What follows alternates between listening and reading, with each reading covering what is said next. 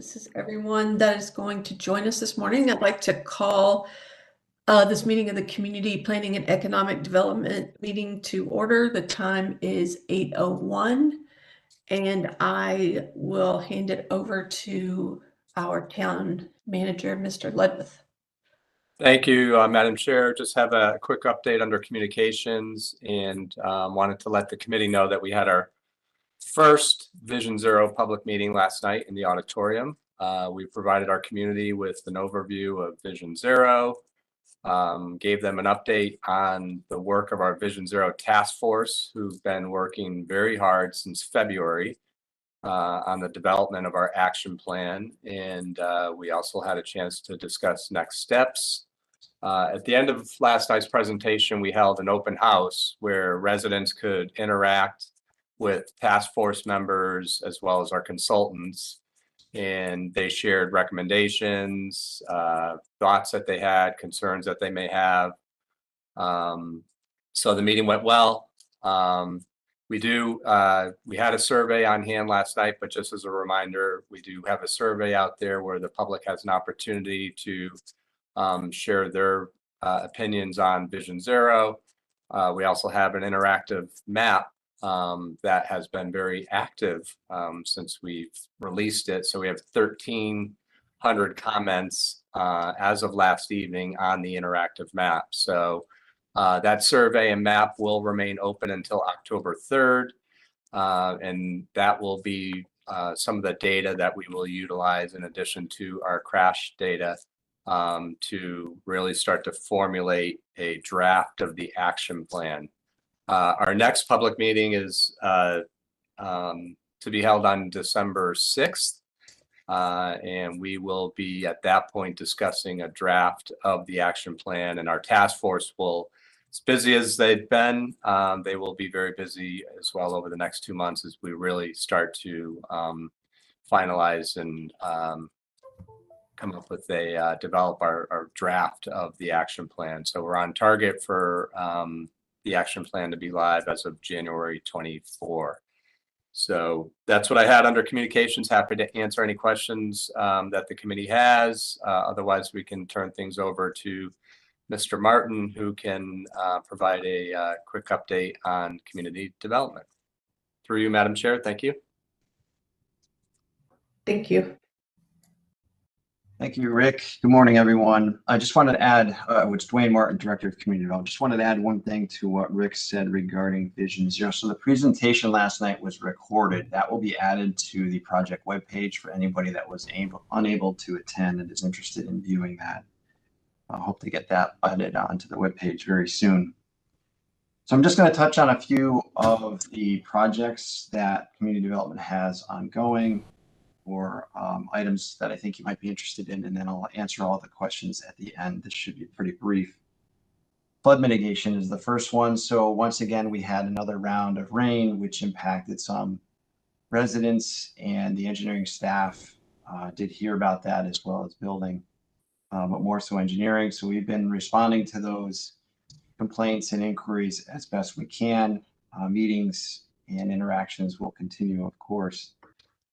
Since the last heavy rain event where there was significant flooding in town, we have been collecting information and need to update our webpage. So some of that has already occurred, but it needs to be refined a little bit.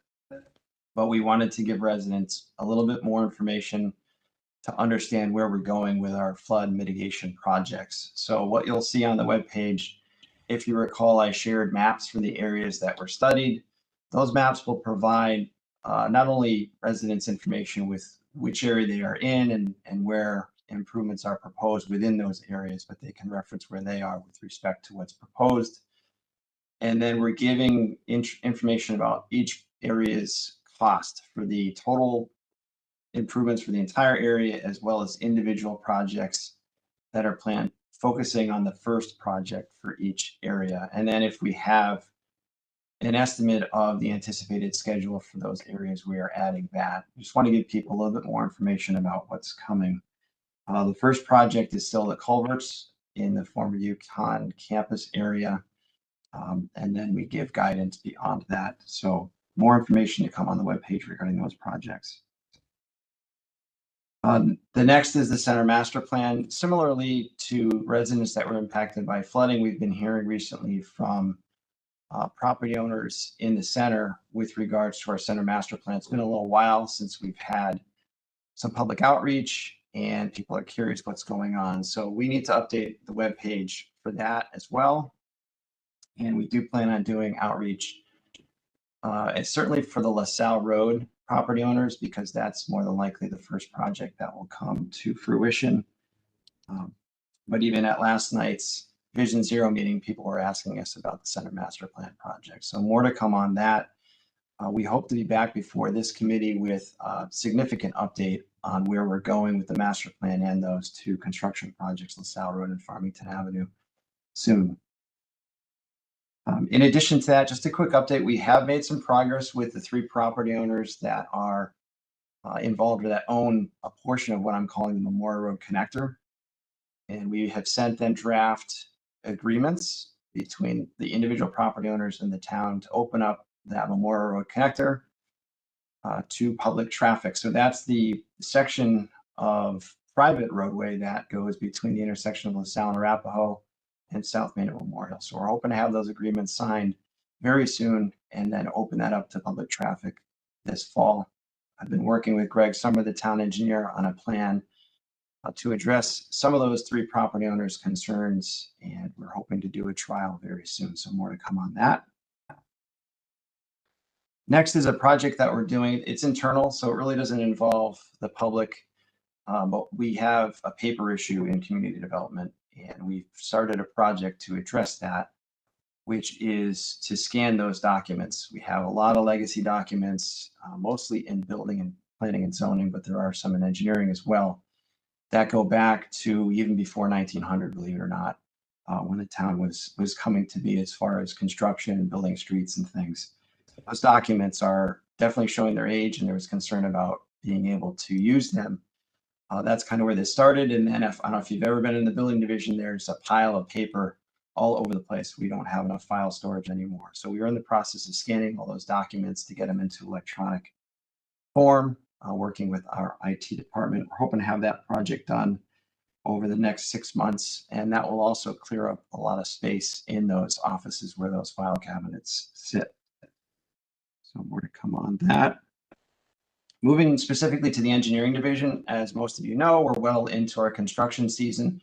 My staff report provided a lot of detailed information on the ongoing projects. We are in the last round of milling and paving, for example, doing a lot of night work in this round to work with obviously busy roads, but also the abutting properties, which are predominantly commercial. So those will continue, provided we don't have rain holding us up, which delayed us a little bit.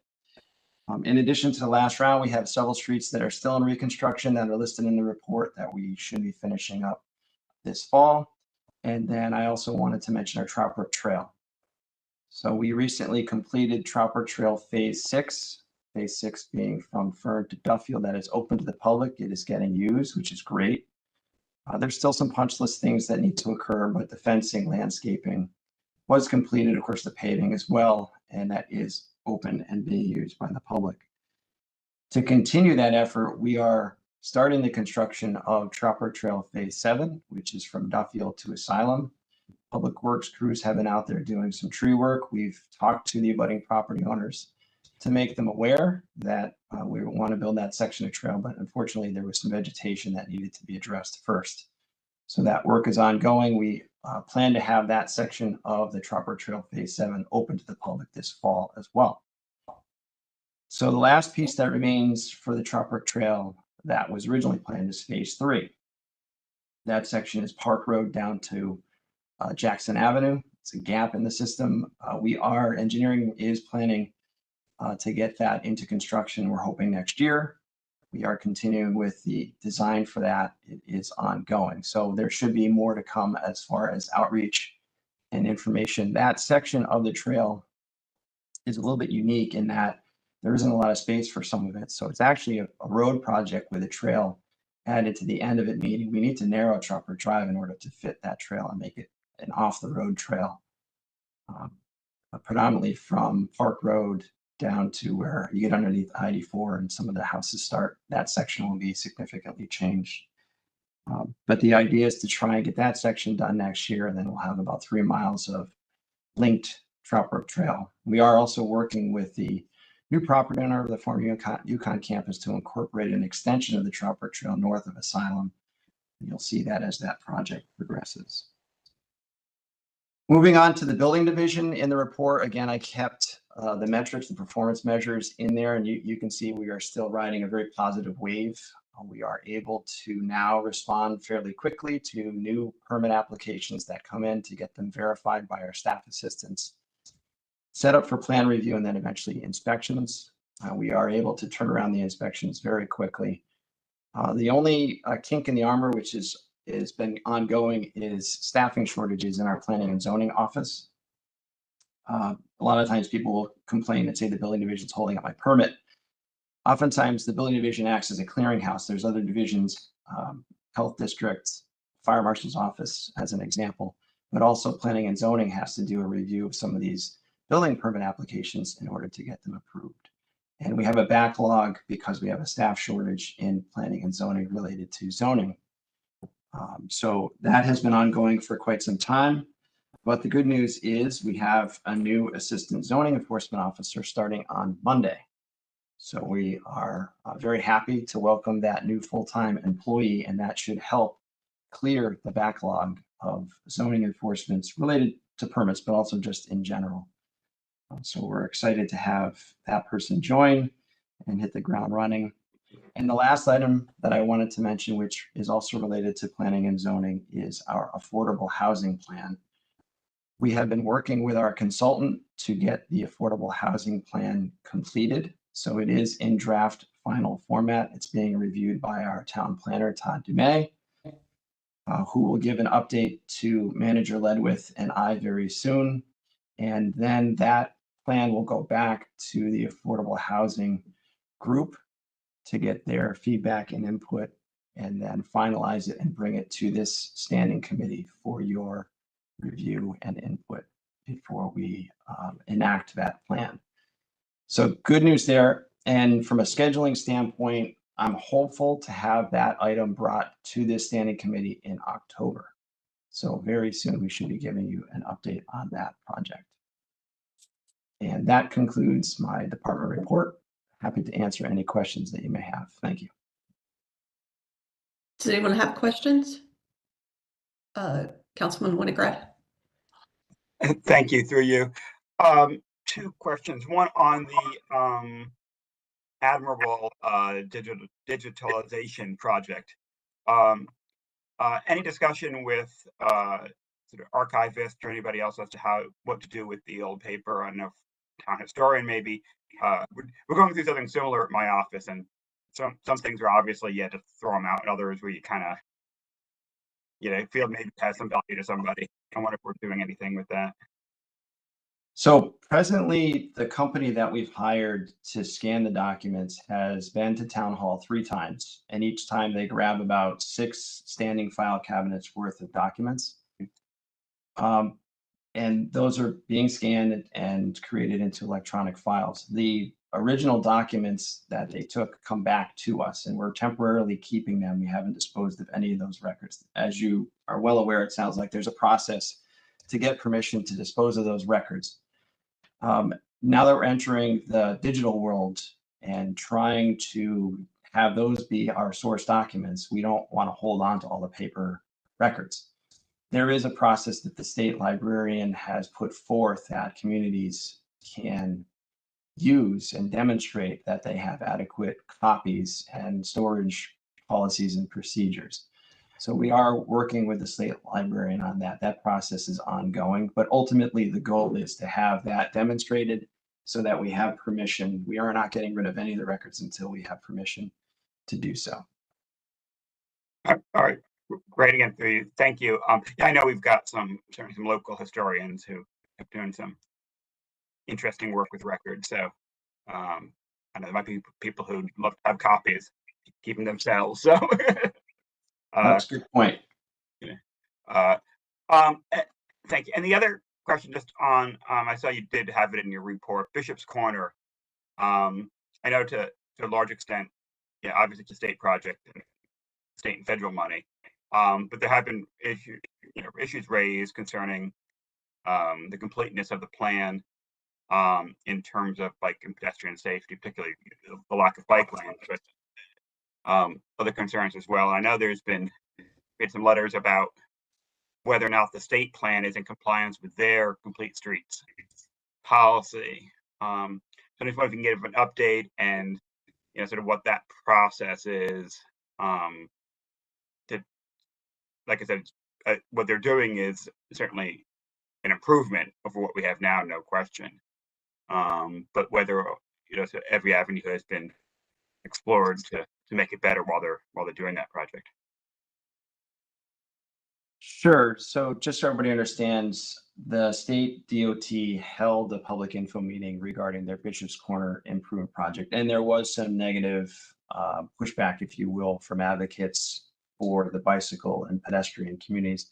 Ironically, the project came about from a road safety audit where the state heard a lot of complaints and concerns about the pedestrian safety at the intersection. So that's how this project came to be, and focusing on more so pedestrian concerns or issues, because there's more activity there presently with regards to that.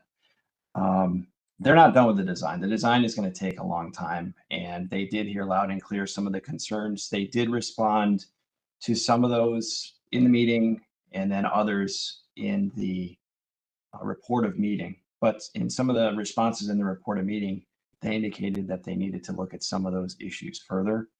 The challenge that they have is the volume of traffic that goes through that intersection, in particular, some of the larger vehicles. And in order to design the intersection to accommodate those, it's difficult to eliminate travel lanes or to narrow travel lanes. There is, and there will be, sidewalks along all of the corners of the intersection. They're not eliminating that. They're looking to widen those as best they can.